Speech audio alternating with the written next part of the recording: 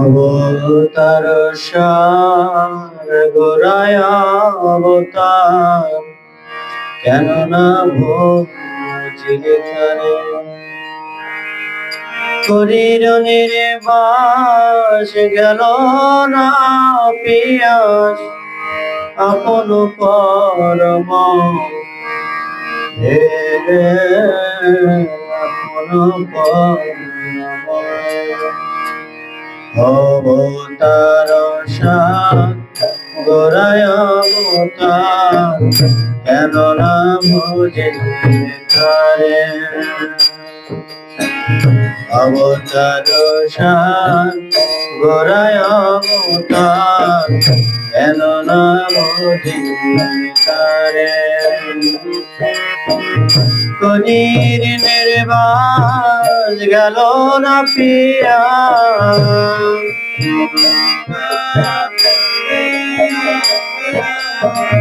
হরি নির্বাস গেল না পিয়াস আপন কর্ম আপন কর্ম অবতার সাত গোড়ায় অবতার, কেন না বুঝিলে তারে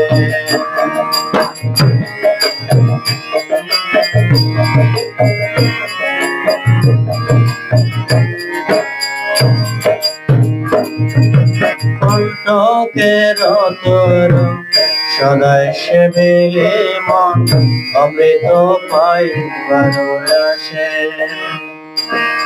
কণ্ঠকের তোর সদাই সেবিলে মন অমৃত পাইবার আসে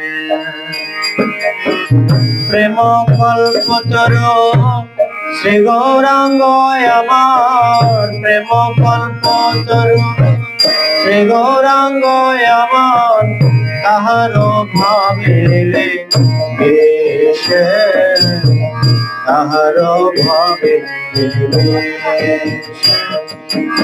অবতার সাত গোড়ায় অবতার, কেন না বুঝিলে তারে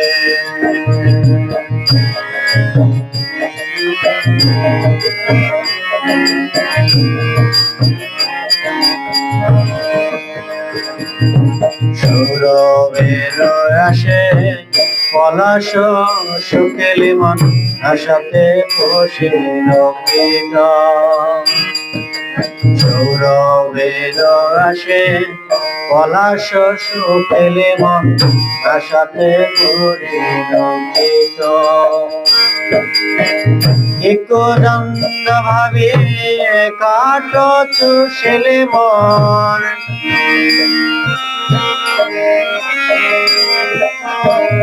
একদণ্ড ভাবে কাঠ চুষিলে মন কেমনে পাইবে কেমনে পাইবে অবতার সাত গোড়ায় অবতার, কেন না বুঝিলে তারে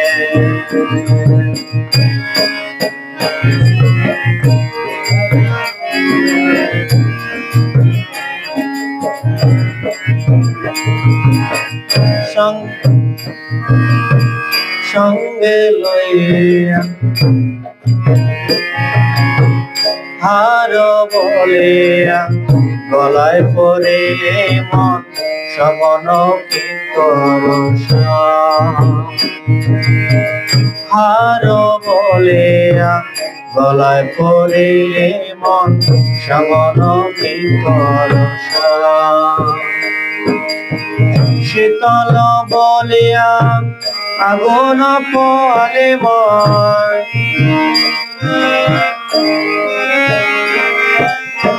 শীতল বলিয়া আগুন পহলে মন পাইলে বজ্র পাইলে বজ্র অবতার সাত তারে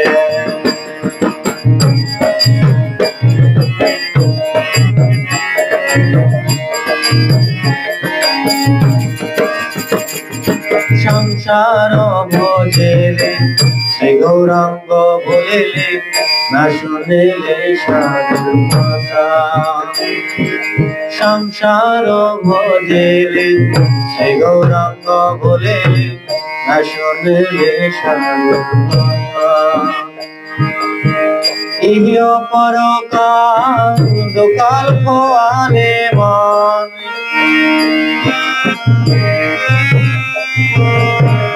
ইহ পরকাল দুকাল খোয়ালে মন হাইলে আপন মাতা হাইলে আপন মাতা অবতার সার গোড়ায় অবতার কেন না বলতে তারে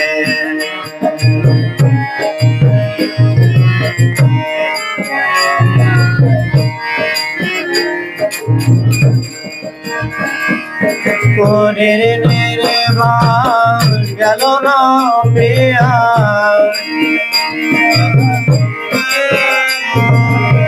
কোনের নির্বাণ গেল না প্রিয়া আপন কর্ম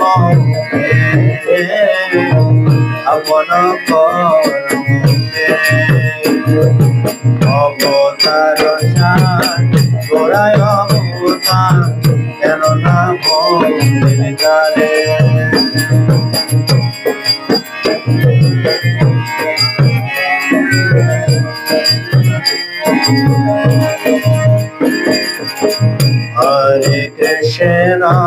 হরে কৃষ্ণ কৃষ্ণ কৃষ্ণ হরে হরে হরে রাম রাম রাম হরে হরে সকলে গাবেন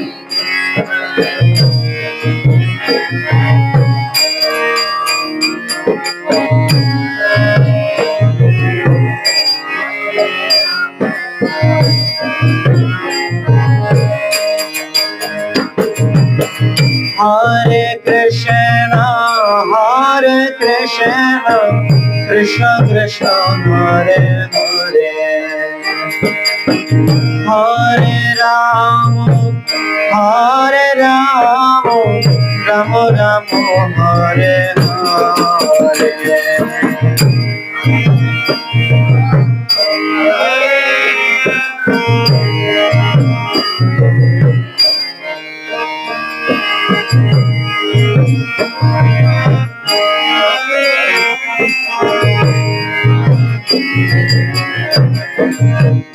Hare Krishna Krishna Krishna Hare Hare Hare Ram Ram Ram Hare Hare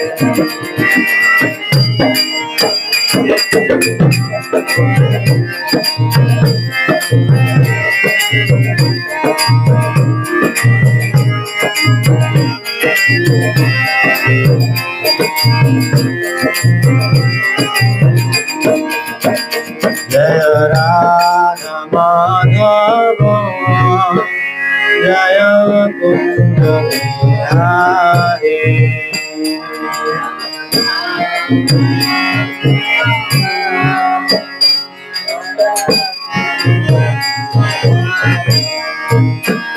Jaya Gopi Jana Vallabha Jaya Girivardhari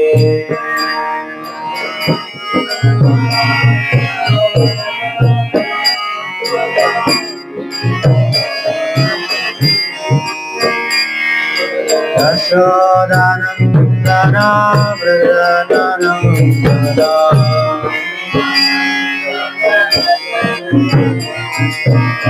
Jamuna Tira Manujare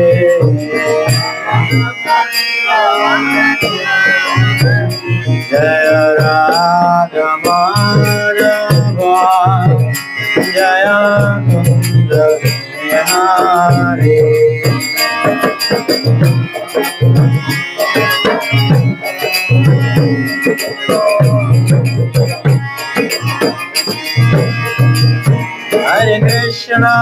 Hare Krishna, Krishna Krishna Hare Hare, Hare Rama Hare Rama,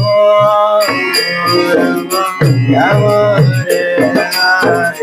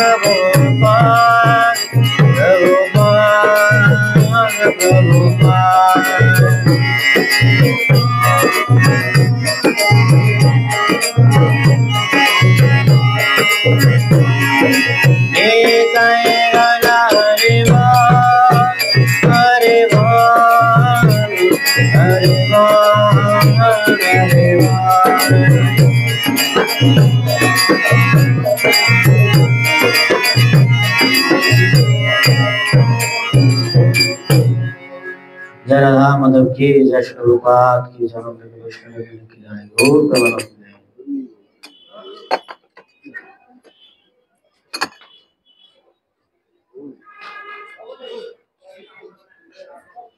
सकल मंगलानाशं सर्वं। ओम ज्ञानतिमिरन्धस्य ज्ञानाञ्जनशलाकया चक्षुरुन्मिलितं येन तस्मै श्रीगुरवे नमः। नमो विष्णुपदाय कृष्णपृष्ठाय भूतले श्रीमते भक्तिवेदान्त स्वामिने नामिने। नमस्ते सरस्वती देवे गौरवाणी प्रचारिणे निर्विशेष शून्यवादी असतवेशतारे। हे कृष्ण करुणा सिंधु दीनबंधु जगत्पते गोपेश गोपिकाकान्त राधाकान्त नमोस्तुते। तप्त कांचन गौरंगे राधे वृंदावनेश्वरी विश्वानुसुते देवी प्रणामे हरे। नीलाचल निवासाय नित्याय परावतुले बलभद्रा शिवभद्रं जगन्नाथाय नमः। हे कृष्ण करुणा सिंधु दीनबंधु जगद्पते गोपेश गोपिकाकान्त राधाकान्त नमोस्तुते। तप्त कांचन गौरंगे राधे वृंदावनेश्वरी विश्वानुसुते देवी प्रणामामि हरिप्रियाय। नीलाचल निवासाय नित्याय परमात्मने बलभद्रा शिवभद्रं श्रीजगन्नाथाय नमः। नमो महावदन्नाय कृष्ण प्रेम प्रदायते कृष्णाय कृष्ण चैतन्य गुरुतीशे नमो नमो ब्रह्मण देवाय गो ब्रह्मण हिताय च जगद्हिताय कृष्णाय गोविन्दाय नमो नमः। श्री चैतन्य मनोविष्णु स्थापितं येन भूतले स्वयं रूपं कदामयो ददाति सर्वदं तेऽहम्। वन्देऽहं श्रीगुरु श्रीयुतपदकमलं श्रीगुरो वैष्णवं च श्रीरूपं सगजातं सहगण रघुनाथं तं सजीवम् साद्वैतं सवधूतं परिजनं सहितं श्रीकृष्ण चैतन्य देवं श्रीराधाकृष्ण पदं सहगण ललिता श्रीविशाखान्वितं। जय श्री कृष्ण चैतन्य प्रभु नित्यानंद श्री अद्वैत गदाधर श्रीवासदि गौर भक्तवृंद। हरे कृष्ण कृष्ण कृष्ण हरे हरे हरे राम राम राम हरे हरे।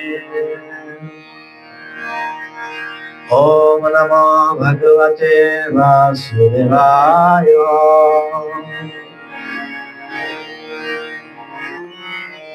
ओम नमो भगवते वासुदेवाय।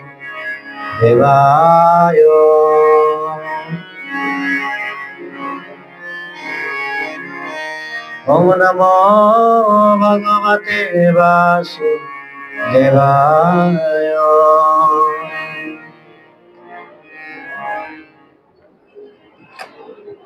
श्रीमद् भगवद गीता যথাযথ चतुर्थ अध्याय ज्ञान যোগ श्लोक नং 32। সকলে বলবো एवं बहुविध যজ্ঞ ब्राह्मण मुखे कर्मजान विद्धि तान सर्वान् एवं ज्ञाता विमोक्ष। ठीक है श्रवण करुन। एवं बहुविधं यज्ञ विधाता ब्रह्मण मुखम कर्मजान विद्धितारं सर्व एवं ज्ञाता विमोक्ष। উক্ত শ্লোকের শব্দের অর্থ এবং এভাবে বহুবিধ যজ্ঞ বিতা ব্রাহ্মণ বেদে মুখে কর্মজাত বিদ্ধি জানবে তান তাদের সর্বান সকলে এবং এভাবে জ্ঞাতম জেনে বিমোক্ষ মুক্তি লাভ করতে পারেন। অনুবাদ সকলে বলবেন এইভাবে সমস্ত যজ্ঞ বৈদিক শাস্ত্রে অনুমোদিত হয়েছে এবং এই সমস্ত যজ্ঞ বিভিন্ন প্রকার কর্মজাত সেগুলিকে যথাযথভাবে জানার মাধ্যমে তুমি মুক্তি লাভ করতে পারবে। তাৎপর্য করেছেন শ্রী ভক্তিবেদান্ত স্বামী যশোর প্রপাত কি। বিভিন্ন কর্মীয় বিভিন্ন মনোবৃত্তি অনুসারে বেদের নানা রকমের যজ্ঞ অনুষ্ঠান করার নির্দেশ দেওয়া হয়েছে। অধিকাংশ মানুষ তার দেহ আত্মা বুদ্ধিতেই তন্ময় হয়ে আছেন, তাই সমস্ত যজ্ঞের এমন ভাবে ব্যবস্থা করা হয়েছে যাতে মানুষ তার দেহ মন অথবা বুদ্ধির যোগ্যতা অনুসারে তাদের অনুষ্ঠান করতে পারে, কিন্তু সমস্ত যজ্ঞের চরম উদ্দেশ্য হচ্ছে দেহের বন্ধন থেকে জীবকে মুক্ত করা। ভগবান শ্রীকৃষ্ণ এখানে তার নিজের মুখ থেকে সেই কথায় প্রতিপন্ন করেছেন। এই শ্লোকের তাৎপর্য সমাজ প্রভুপাদ কি বোঝা গেল কি বলছে? আজকে বিভিন্ন প্রকার যজ্ঞের নির্দেশ দেওয়া হয়েছে। আমরা কালকে শ্রবণ করেছিলাম কি, যে যারা যজ্ঞ করবে না তারা কখনো কি পাবে না? হ্যাঁ, অর্থ পাবে না, না সুখ পাবে না। যারা যজ্ঞ করবে না তারা কি পাবে না? সুখ পাবে না। আর এই কলিযুগের মানুষ সুখ না পাওয়ার কারণে কি হচ্ছেন? তারা হতাশাগ্রস্ত হচ্ছে নাকি? সুখেরও লাগিয়া এ ঘরও বাঁধিন অনালে পুড়িয়ে যায়, তাই কিনা? আমরা যা কিছু করি, ইনকাম থেকে শুরু করে যাবতীয় বস্তুর একটাই লক্ষ্য, সেটা কি? সুখ, নাকি আর কিছু? আর কিছু আছে? এটাই আমাদের জীবনের চরম লক্ষ্য হচ্ছে কি? সুখ প্রাপ্তি। কিন্তু যারা আধ্যাত্মিক জীবন আছে তাদের জীবনের চরম লক্ষ্য হচ্ছে কি? তার জীবনের চরম লক্ষ্য হচ্ছে কৃষ্ণ প্রেম লাভ করা। এখন প্রশ্ন, জয় গৌরনিতাই কি, জয় রাধা মাধব কি, জয় শ্রীল প্রভুপাদ কি, নিতাই গৌর প্রেমানন্দে।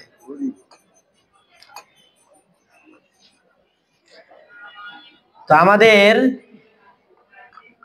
সুখ কিভাবে আসবে, এখানে আজকে ভগবান তার একদম পূর্ণাঙ্গ দিক নির্দেশনা দিচ্ছেন।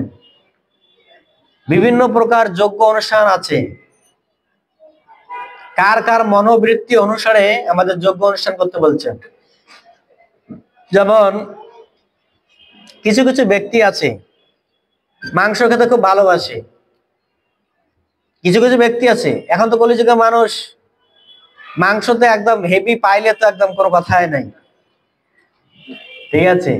কিন্তু মাংস খাওয়ার নিয়ম আছে, এটা আমাদের বৈদিক শাস্ত্রে এটা নির্দেশ দেওয়া আছে। কেননা এই নিয়মের মাধ্যমে আমাদের চেতনাকে পরিবর্তন করানো হয়। যেমন আগেরকার মুনি ঋষিরা এই যে নিয়মগুলি ফলো করতেন, যারা মাংস খাবে তাদের নিয়ম কি দেওয়া ছিল না, তারা শুধু পূর্ণিমাতে না, আমাবস্যায় শুধু পশু বলি দিতে পারবে না, আর কোনো জায়গায় পশু বলি দিতে পারবেন না। এবং সেখানে সেই পশুর উদ্দেশ্যে যোগ্য তাকে করতে হবে। এরকম না যে পশু নিয়ে গেলাম আর আমাবস্যায় যেমন বলে দিলাম ঠাসকে, এরকম না। সেই পশুর জন্য তাকে যোগ্য করে তার জন্য কি করতে হবে? তার জন্য একটা বিশাল যজ্ঞ করতে হবে। সেই যজ্ঞের মাধ্যমে তাকে একটা নতুন একটা দেহ প্রদান করতে হবে, ঠিক আছে? আর যখন সেই জীবকে বলি দেওয়া হয়, সেই জীবকে কানে কানে মন্ত্র বলে ব্রাহ্মণ। এখানে বলছেন ব্রাহ্মণ, ভগবান হচ্ছেন ব্রাহ্মণের মুখ দিয়ে সবকিছু গ্রহণ করেন। তো তখন এই ব্রাহ্মণ মন্ত্রের মাধ্যমে বলে দেয়, কি বলে দেয়? যে আমি এই জন্মে তোমাকে খাচ্ছি, পরবর্তী জন্মে তুমি আমাকে খাবে। এটা কিন্তু তার সাথে কন্ডাকশন হয়, চুক্তি হয়। যেমন আমরা এই জগতে যা কিছু করি আমাদের কিন্তু চুক্তি হবে, চুক্তি ছাড়া কোনো কিছুই টিকবে না, টিকবে? এখনকার বিবাহ করতে গেলে চুক্তি হয়। কি চুক্তি হয়? তোমার সাথে আমি কত বছর সংসার করবো, 1 বছর না 2 বছর? আমেরিকার সিস্টেম হচ্ছে 1 বছর। আমেরিকার চুক্তি হয় বিবাহ বন্ধনে, কি চুক্তি? 1 বছর কন্ট্রাক্ট ম্যারিড, 1 বছর হবে, তোমার বাবা তুমি, আমার বাবা আমি, মানে দুজন আলাদা। এখন সন্তানটা যে আসবে পৃথিবীতে সে কি করবে? তাকে দেওয়া হয় কিসে? তাকে দেওয়া হয় অনাথ আশ্রমে। আর ওই সন্তান অনাথ আশ্রমে বড় হলে কি হবে? ও ভালো মানুষ হবে? কি হবে? একদম অনাচার সৃষ্টি করবে। অনেকে তো বলবে নাকি, এটাই তো স্বাভাবিক। এই জন্য বলছে যজ্ঞ করার নিয়ম আছে কি, বিভিন্ন পন্থা আছে, যেরকম যার যেরকম রুচি সে সেই রকম যজ্ঞ করতে পারে। যার মাংস খাওয়ার অভ্যাস, তার মাংস খাওয়ার জন্য তাকে যজ্ঞ করতে হবে। কেউ আছে এই যে মদ খায়, গাঁজা খায়, এদেরও যজ্ঞ আছে। এদের যজ্ঞ কে? এদের যজ্ঞ হচ্ছে পিশাচ। পিশাচ বোঝেন তো? ভূত প্রেত। ভূত প্রেতের যজ্ঞ করতে হবে। যদি মদ খেতে চান, গাঁজা খেতে চান, এদেরও যজ্ঞ করতে হবে। আমরা দেখতে পারি অসুররা কি করতেন? এই ভূত প্রেতের আরাধনা করতেন। আর এই অসুররা সব মদ খাইতো, গাঁজা খাইতো, হিরেন খাইতো, খায়া একদম মাতাল হয়ে সারা বিশ্বে তাণ্ডব চালাইতো। আর ভগবান এদেরকে দমন করার জন্য কি করতেন? অবতীর্ণ হতেন। এই যে ভগবান প্রত্যেক যুগে যুগে অবতীর্ণ হন। এই যে কলিযুগ শেষ হবে, কলিযুগের শেষ প্রান্তে ভগবান কল্কি দেবতা রূপে আবির্ভূত হবেন। কোথায়? ভারতে সম্বল গ্রামে। সেই গ্রামে আবির্ভূত হবেন। সেখানে আবির্ভূত হয়ে কি করবেন? সমস্ত পৃথিবীর মানুষকে একদম গণহারে বলি দেবেন। কাউকে বাদ বিচার করবে না। একদম ঘোড়ার পিঠে চড়বে আর একদম তলোয়ার নিয়ে দাঁড়িয়ে থাকবে, আঘাত দিয়া চলবে, একদম নন স্টপ বলি। একদম বলি দিয়ে কি করবেন? পৃথিবীকে একদম পাপ মুক্ত করবেন। পাপ মুক্ত করে পৃথিবী প্রলয় হবে, আবার পুনরায় সত্যযুগ সৃষ্টি হবে। বোঝা গেল? ভগবান তাহলে পৃথিবী কত অসহায় হলে ভগবানের কাছে এরকম প্রার্থনা করতে পারে। তাহলে আমরা তো ভগবানের শ্রেষ্ঠ সেরা জীব বলি কি না? যে মানুষ হচ্ছে পৃথিবীর সেরা শ্রেষ্ঠ জীব। আসলে আমরা কি দেখতে পারি মানুষ পৃথিবীর সেরা মানে শ্রেষ্ঠ জীব? আমি তো মনে করি যে মানুষ হচ্ছে পৃথিবীর সর্বশ্রেষ্ঠ নিকৃষ্ট জীব। আচ্ছা আপনি দেখেন, সাধারণ দৃষ্টান্ত, একটা যদি আপনি গরু পালন মানে গাভী পালন করেন, বা আপনি 100টা গাভী পালন করলেন, একটা গাভী যেদিকে যাবে এই 100টা গাভী কিন্তু সেদিকে যাবে। ও কিন্তু রং সাইডে যাবে না। যাবে? কেন যাবে না? ওর সামনের নেতাকে ফলো করবে। কেন? ও আমার নেতা যেদিকে যায় আমিও সেদিকে যাব। কিন্তু মানুষ কি? মানুষ তার উল্টোটা। মানে কি, নেতা ধরে এক পাশে, চেলা ধরে আর এক পাশে। তাহলে পৃথিবী কি ভালো থাকবে? ভালো থাকবে না। পৃথিবী কি হবে? অনাচারে ভরে গেছে। এখন আমরা দেখতে পাচ্ছি পৃথিবীতে এখন অনাচার হচ্ছে, প্রচন্ড পরিমাণে অনাচার হচ্ছেন কিনা? এই যেমন বুড়িগঙ্গার ধারে যান, দেখেন বুড়িগঙ্গার ধারে আপনি জলটাকে এত কালো হয়ে গেছে, মানে এত মানুষ নোংরা ফেলেছে, জলটাকে একদম নষ্ট করে দিয়েছেন। ঠিক কিনা? আর এই জল না পেলে ঢাকা শহরের মানুষ বাঁচবে না। যদি সরকার একমাত্র একবারে মেশিনটা 1 ঘন্টার জন্য বন্ধ করে, তাহলে তো মানুষের হাহাকার শুরু হয়ে যাবে। মাত্র 1 ঘন্টা, ঠিক আছে? আর 1 ঘন্টা যদি জল না থেকে মানুষের, ঢাকা শহরের মানুষের হাহাকার শুরু হয়ে যাচ্ছে, তাহলে চিন্তা করেন ভগবান যদি আমাদের সেই সৃষ্টির থেকে আমাদের কিন্তু জল সব মানে যাবতীয় বহন করতেছেন। জল বলেন, বাতাস বলেন, তারপরে কি এই যে সূর্যের তাপ বলেন, একদম আমাদের জন্ম থেকে শুরু করে মৃত্যুর অবধি সব বহন করতেছেন কিনা? ভগবান যদি বেশি চিন্তা না করে যে মাত্র 1 ঘন্টার জন্য বায়ু বন্ধ করে, তাহলে তো অবস্থা খারাপ। ঠিক আছে? এর মধ্যেই দেখবেন যে ওই মেডিকেলে ভিড় পড়ে গেছে বায়ুর সিলিন্ডার কেনার জন্য। ঠিক আছে? ঠিক আছে, ভগবান এখানে বলছেন যে আমাদের যজ্ঞ করতে হবে। কেননা এই সে যজ্ঞ করার উদ্দেশ্য একটাই। সেটা কি না? যজ্ঞ করার উদ্দেশ্য হচ্ছে তাকে মুক্তির পথ অন্বেষণ করতে হবে। আগেরকার মানুষরা যেই যজ্ঞ করুক না কেন, তাদের লক্ষ্য একটাই ছিল। কি লক্ষ্য? তারা সবসময় মুক্তির পথকে অন্বেষণ করতেন। কোন দেবতার উদ্দেশ্যে যজ্ঞ করলে সেই মুক্তির পথটাই খুঁজতেন। যেমন আমরা শিবের এক ভক্তের কাহিনীতে দেখতে পারি। ঠিক আছে? শিবের এক ভক্ত কি তপস্যা করেছিলেন? শিবকে প্রসন্ন করেছেন। প্রসন্ন করে ভগবান শিবের কাছে কি বর চাইছেন? বলছে আপনি আমাকে এমন বর দিন যে আমি পৃথিবীর সর্বশ্রেষ্ঠ ধনী হতে পারি। ঠিক আছে? আর ভগবান শিব বলছেন আমার কাছে কি বর নেবে? তুমি রূপ গোস্বামীর কাছে যাও, তার কাছে যাও, তার কাছে এক অমূল্য রতন আছে, সে তোমাকে দিয়ে দেবে। বোঝা যাচ্ছে? সেই ব্যক্তিটা তপস্যা করেছেন শিবের। শিব কি করলেন? রূপ গোস্বামীর কাছে তাকে প্রেরণ করলেন। আর সেই ব্যক্তি হেঁটে হেঁটে বৃন্দাবনে গেছেন রূপ গোস্বামীর কাছে, এবং রূপ গোস্বামীকে সেই বিস্তারিত বর্ণনা বলতেছেন। কি বর্ণনা? বলছেন যে আমি শিবের আরাধনা করছি, শিব আমাকে বলল, কি বলল, যে আপনার কাছে নাকি এক অমূল্য রত্ন আছে, সেটা আমাকে দিতে বলছে। বলছে আমার কাছে অমূল্য রত্ন আছে? বলছে হ্যাঁ আছে তো। ও, ওই দেখো ওই ডাস্টবিনে একটা পড়ে আছে। তো খুঁজে দেখে যে পরশ পাথর। পরশ পাথর তো বোঝে নেই, এক অমূল্য রত্ন, যেখানেই লাগবে সেখানেই স্বর্ণ। এটা পাইলে তো একদম জীবন একদম কি ভরে যাবে, স্বর্ণের অভাব হইবে না। ঠিক আছে, এরকম পরশ পাথর পেয়ে একদম খুশি। আর খুশি এখন রাস্তার অর্ধেক মোড় গেছে, যে এখন চিন্তা করলো যে এই যদি পরশ পাথরকে ডাস্টবিনে ফেলে রাখি, এর থেকে নিশ্চয় কোনো ভালো রত্ন আছে। কি রত্ন? তা বলছে না এটা আমি নেব না, আপনার এর থেকে আরো কি বড় রত্ন আছে। বলছে এর থেকে বড় রত্ন তো আমার কাছে আর কিছু নাই। বলছে আছে আপনার কাছে, যদি নিতে চাও তাহলে তোমাকে কি করতে হবে, পরশ পাথর গঙ্গায় ফেলে দিয়ে আসতে হবে। ঠিক আছে, তো তখন সেই ব্যক্তি পরশ পাথর নিয়ে কি করছেন, গঙ্গায় ফেলে দিয়েছেন। ঠিক আছে, তো গঙ্গায় ফেলে দিয়েছেন, গঙ্গায় ফেলে দিয়ে স্নান করে এসে তাকে এসে হরে কৃষ্ণ মহামন্ত্র কীর্তন করতে বলছেন। আমরা যে হরে কৃষ্ণ মহামন্ত্র কীর্তন গাই, প্রত্যেক দিনে তো গাই, কিন্তু কে বুঝবো হরে কৃষ্ণ মহামন্ত্র কি পাওয়ার আছে। এখন ও যখন রূপ গোস্বামী পাদ এরকম দিয়েছেন হরে কৃষ্ণ মহামন্ত্র, তখন বলছে এটা তো আমি ডেইলি গাই। যে ব্যক্তিকে কানে কানে বলছে এটা তো আমি ডেইলি গাই, এ আর কি পাওয়ার অমূল্য রত্ন আছে। তখন সেই ব্যক্তিটা বলছে তুমি যে পরশ পাথরটা ফেলে আসছো না, সেটা আবার গঙ্গার থেকে ওটাই নিয়ে আসো। সেই ব্যক্তি গঙ্গার থেকে পরশ পাথর ওটাই নিয়ে আসছে। বলছে এটা 3জন ব্যক্তিকে দেখাবা, কে কিরকম মূল্য বলে আমার কাছে রিটার্ন এসে বলবা। ঠিক আছে, তা আমরা জানি যে প্রথমে গেছে ধোপার কাছে, ধোপাকে বলছে এটা নেবা তুমি? বলছে এটা দাও, খেতা ঘষানোর জন্য লাগবে কাজে। ধোপার আর কি কাজ, ও বলবে খেতা ঘষবো। ঠিক আছে, কত? বয়ের কাছে 5 পয়সা।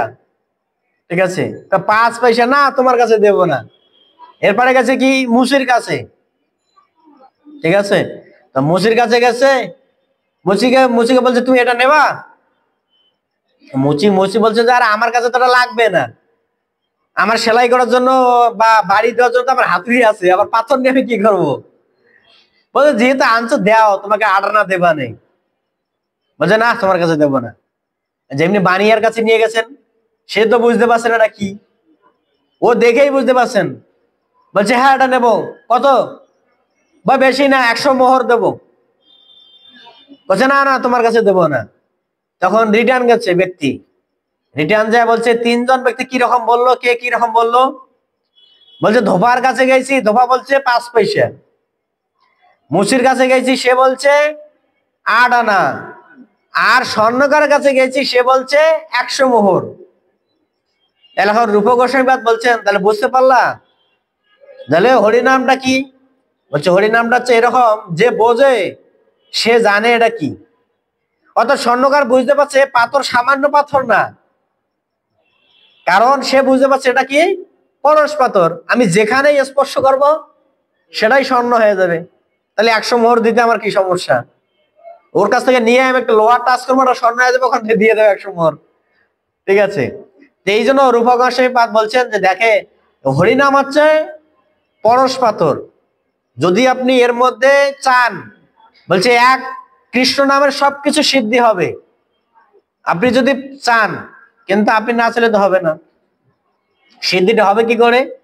আপনাকে সেরকম তপস্যা করতে হবে। নামাজ হচ্ছে হরিদাস ঠাকুর 3 ভাবে 3 লক্ষ মালা জপ করতেন। এমনকি আমরা দেখতে পারি তার জীবনে এই নামাজ হচ্ছে হরিদাস ঠাকুর, তাকে কে পতন করতে আসছিলেন? লক্ষ হীরা। লক্ষ হীরা কে ছিলেন? কে ছিলেন? রামকৃষ্ণ, কি গায়, রাজা রামকৃষ্ণ মহাশয়ের এক নর্তকী। ঠিক আছে, বৃহৎ বড় নর্তকী। সে বলছেন এই একজন সাধুর যশ প্রতিষ্ঠা হচ্ছে, এ দেখেও সহ্য হচ্ছে না। বলছে আমি রাজা, আমার যশ নাম হচ্ছে না, আর এরকম একজন সাধু হরিনাম করে এর যশ কীর্তন হচ্ছে। ঠিক আছে, এই দেখে বলছে লক্ষ্মীটাকে ডাকছে, তুমি ওকে যদি পথভ্রষ্ট করতে পারো, তোমার রূপে যদি তাকে তুমি আকৃষ্ট করতে পারো, তাহলে তোমাকে আমি 100 স্বর্ণ মোহর দিয়ে দেব, এমনকি আমার রাজ্যের অর্ধেক তোমার নামে আমি লিখে দেব। এই কথা শুনে তো লক্ষ্য হীরা একদম খুশি হয়ে গেছে। তো লক্ষ্য হীরা গেছেন রামাচার্য হরিদাস ঠাকুর কাছে। যখন হরিদাস ঠাকুর দেখছেন, বলছে মা তুমি আমার কাছে কি চাও?